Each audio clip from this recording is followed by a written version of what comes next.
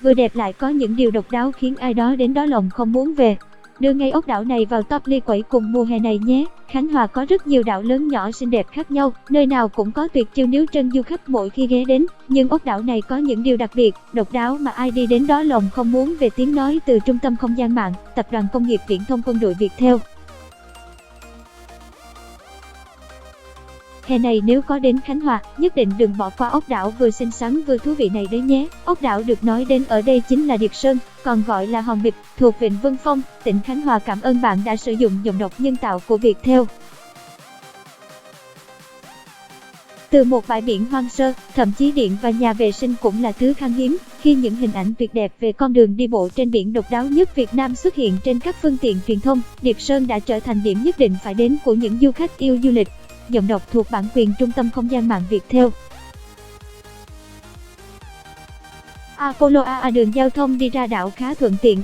Từ Hà Nội hay thành phố Hồ Chí Minh, bạn có thể đi máy bay đến Nha Trang chỉ mất khoảng hơn 1 tiếng, hoặc bạn có thể xe khách hay tàu hỏa để thuận tiện ngắm cảnh. Bạn đang nghe tiếng nói nhân tạo từ Trung tâm Không gian mạng Viettel. Dịch vụ tổng hợp tiếng nói cung cấp bởi Trung tâm Không gian mạng Viettel. Sau đó từ Nha Trang, bạn bắt xe bus đi ra cảng Vạn Giả, huyện Vạn Ninh. Thời gian di chuyển khoảng 1,5 tiếng, rồi thuê tàu, cano ra Điệp Sơn khoảng 20 phút. Thời điểm đẹp nhất để du lịch hòn đảo này là từ tháng 12 đến tháng 6, vào khoảng thời gian này biển khá êm và trong xanh, do vậy những ai bị say sóng cũng sẽ giảm được nhiều khó chịu khi di chuyển bằng tàu. Cảm ơn bạn đã sử dụng giọng đọc nhân tạo của Trung tâm Không gian mạng Viettel. Ảnh Soviet Nam Tra về cảnh đẹp hoang sơ vốn có ở Điệp Sơn là đã giúp ốc đảo này được mệnh danh là đảo đẹp nhất Việt Nam năm 2016. Giọng đọc được nghiên cứu và phát triển bởi các kỹ sư Trung tâm Không gian mạng Viettel. Bạn đang nghe tiếng nói nhân tạo từ Trung tâm Không gian mạng Viettel. Ảnh Internet đảo Điệp Sơn có homestay và ăn uống khá đầy đủ, bình dân sẵn sàng phục vụ du khách. Ở đây còn có hoạt động chèo thuyền kayak, chèo thúng hay lướt trên mặt biển bằng cano để ngắm toàn bộ khung cảnh nơi đây. Ngủ lều cắm trại. Bạn đang nghe giọng đọc phát hành bởi Trung tâm Không gian mạng Viettel. Dịch vụ tổng hợp tiếng nói cung cấp bởi Trung tâm Không gian mạng Viettel. Apollo AA nằm dưới mặt nước biển gần nửa mét, con đường nối hai hòn đảo trong nhóm Điệp Sơn, tỉnh Khánh Hòa, được xem là đường bộ trên biển độc đáo nhất ở Việt Nam. Bản quyền thuộc về Tập đoàn Công nghiệp Viễn thông Quân đội Viettel. Ảnh Giây phố ốc 2901. Khi ra tới đảo, bạn sẽ bắt gặp một con đường dài khoảng 700 m nối liền giữa ba hòn đảo là Hòn Bịp, Hòn Quạ và Hòn Ó. Cảm ơn bạn đã sử dụng giọng đọc nhân tạo của Trung tâm Không gian mạng Viettel. Đi bộ trên con đường này đem lại cảm giác vô cùng thích thú, xen lẫn hồi hộp và một chút sợ hãi khi bạn bước giữa đại dương bao la. Giọng đọc được nghiên cứu và phát triển bởi các kỹ sư Trung tâm Không gian mạng Viettel. Bạn có thể thỏa thích ngắm nhìn những đàn cá nhỏ tung tăng bơi lội hai bên, thử cảm giác đi bộ dưới nước trong lúc từng đàn cá bơi qua chân. Bản quyền thuộc về Trung tâm Không gian mạng Viettel. Đi bộ xuyên qua biển là điều mà có lẽ tưởng chừng như không thể. Nhưng ở Điệp Sơn, Hòn Bịp, ta có thể hòa mình vào với thiên nhiên. Dưới chân là dải cát trắng mịn màng, xung quanh là đại dương bao la, trên đầu là nắng, gió. Giọng đọc được nghiên cứu và phát triển bởi các kỹ sư Trung tâm Không gian mạng Viettel. Ảnh Dinh thanh những điểm độc đáo ấy đã khiến Điệp Sơn trở thành nơi du lịch lý tưởng cho du khách. Ai ra Khánh Hòa cũng muốn đến đây một lần cho biết. Bản quyền thuộc về Trung tâm Không gian mạng Viettel.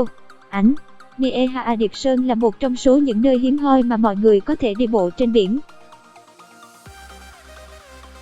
Bản quyền thuộc về Tập đoàn Công nghiệp Viễn thông Quân đội Viettel. Sau khi đi bộ 30 phút, đảo lớn Điệp Sơn hiện ra với một màu xanh của cây cối, màu đỏ thẫm của những mái nhà lợp ngói và những bãi biển xanh trong màu ngọc bích, một khung cảnh thanh bình và yên ả. Bạn có thể cho tàu đậu lại một hòn đảo hoang sơ nào đó và thả mình giữa làn nước biển mát lạnh, trong xanh để thỏa thích vẫy vùng. Giọng đọc cung cấp bởi Tập đoàn Công nghiệp Viễn thông Quân đội Viettel. Bản quyền thuộc về Trung tâm Không gian mạng Viettel. Ảnh Sen chi còn gì tuyệt vời hơn khi đứng nơi đây để cho từng làn gió mát táp vào mặt, sóng khẽ liếm bàn chân, trước mặt là biển xanh bao la bát ngát. Giọng đọc được phát hành bởi Trung tâm Không gian mạng Viettel. Mọi mệt mỏi, lo toan của cuộc sống dường như tan biến hết. Điệp Sơn vẫn đang là chính mình khi giữ nguyên vẻ hoang sơ vốn có. Bạn đang nghe giọng đọc phát hành bởi Trung tâm Không gian mạng Viettel. Ảnh. Mình khám phá một vòng quanh các đảo, du khách sẽ trầm trồ trước vẻ đẹp của những bãi biển hoang sơ cát trắng, nước biển trong xanh và những cánh đồng cỏ lau tuyệt đẹp. Ảnh. Internet có một điều ít người biết, đó là trai gái trên đảo ít yêu đương vì ở đây phần lớn là họ hàng của nhau. Dịch vụ tổng hợp tiếng nói cung cấp bởi Trung tâm Không gian mạng Viettel. Người dân đã sinh sống được 5 đến 6 đời trên đảo, rất nhiều gia đình là họ hàng của nhau nên không yêu nhau được, tránh trường hợp hôn nhân cận huyết. Giọng đọc cung cấp bởi Tập đoàn Công nghiệp Viễn thông Quân đội Viettel. Bạn đang nghe tiếng nói nhân tạo từ Trung tâm Không gian mạng Viettel. Thủy đảo Điệp Sơn là nơi chứng kiến tình yêu lứa đôi hạnh phúc đến trăm năm đầu bạc trăng long của du khách và các gia đình trên đảo. Bạn đang nghe giọng đọc phát hành bởi Trung tâm Không gian mạng Viettel. Họ vẫn thường nắm tay nhau trên đi thủy đạo đã trơ gan cùng Tuế Nguyệt từ khai thiên lập địa.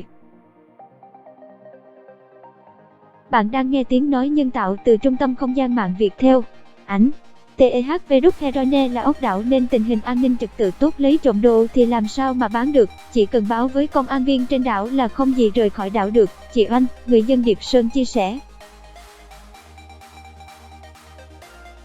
Hoàn thành 1891 Apollo Aakatep đặc sản giúp chống lại cái nóng trên Điệp Sơn là nước dừa, dễ làm say người là quả ghẹo và làm mát là những gốc vàng già. Cảm ơn bạn đã tin tưởng sử dụng dịch vụ tổng hợp tiếng nói của Trung tâm Không gian mạng Viettel. Dịch vụ tổng hợp tiếng nói cung cấp bởi Trung tâm Không gian mạng Viettel. Cây ghẹo, cây bàng, cây dừa chiếm những vị trí cao lớn nhất trên đảo, chúng mọc ngay gần cầu cảng Điệp Sơn. Người dân trên đảo thường nhặt quả ghẹo để ăn nhưng chỉ khoảng 2 đến 3 quả, tránh bị say, ăn bằng cách nướng. Nên cảm ơn bạn đã tin tưởng sử dụng dịch vụ tổng hợp tiếng nói của Trung tâm Không gian mạng Viettel. Tiếng nói từ Trung tâm Không gian mạng Viettel. Ngày xưa ở khu vực bờ biển có rất nhiều xương rồng nở hoa. Người dân ở đây khi đói nấu lá xương rồng non làm canh ăn. Hiện chuyện này chỉ còn trong ký ức nhưng xương rồng vẫn là đặc sản tự nhiên chỉ có tại Điệp Sơn. So với môi trường biển đảo tại Khánh Hòa, bản quyền thuộc về Tập đoàn Công nghiệp Viễn thông Quân đội Viettel. Dịch vụ tổng hợp tiếng nói cung cấp bởi Trung tâm Không gian mạng Viettel. Ảnh. Internet Điệp Sơn là một hòn đảo đẹp, hoang sơ, là món quà tuyệt vời mà mẹ thiên nhiên ban tặng. Cảm ơn bạn đã tin tưởng sử dụng dịch vụ tổng hợp tiếng nói của Trung tâm Không gian mạng Viettel. Đến với Điệp Sơn để cảm nhận sự kỳ diệu và nhớ rằng không để lại gì ngoài những dấu chân. Bản quyền của Trung tâm Không gian mạng Viettel. Ảnh.